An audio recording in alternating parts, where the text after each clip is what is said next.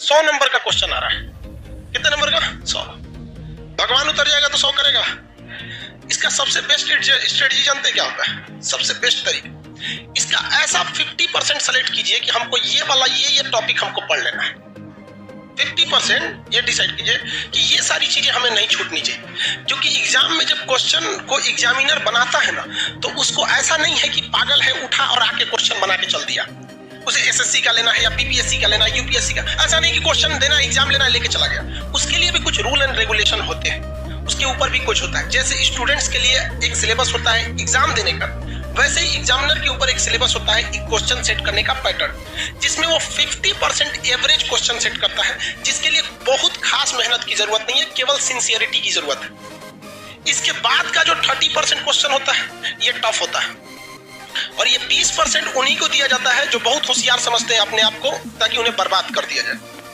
ये 20% क्वेश्चन किसी कीमत पे आपसे नहीं हो सकता है। देखो बहू, ये 20% कब हो सकता है? बोर्ड के एग्जाम में। बोर्ड के एग्जाम में आप 100 में 100 करो, लेकिन जिसने यहां सोच लिया, आप कभी कभी देखते होंगे कुछ क्वेश्चन को हम बड़ा सीरियसली बताते होंगे, किसी क्वेश्चन को बता के इग्नोर कर देते हैं, यार हटा यार। जानते किसको? ये 20%।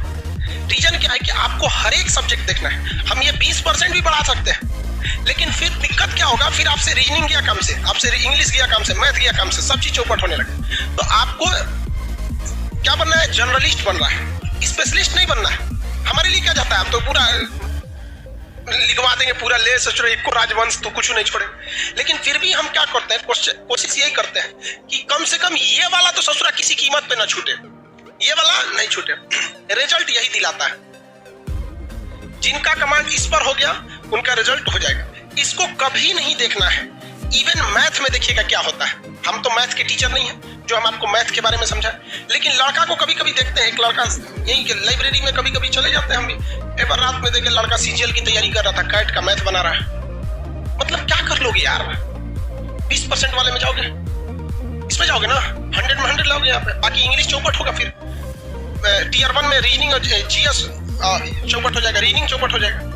तो कभी भी आप अपने आप को ओवर एडवांस मत समझिए।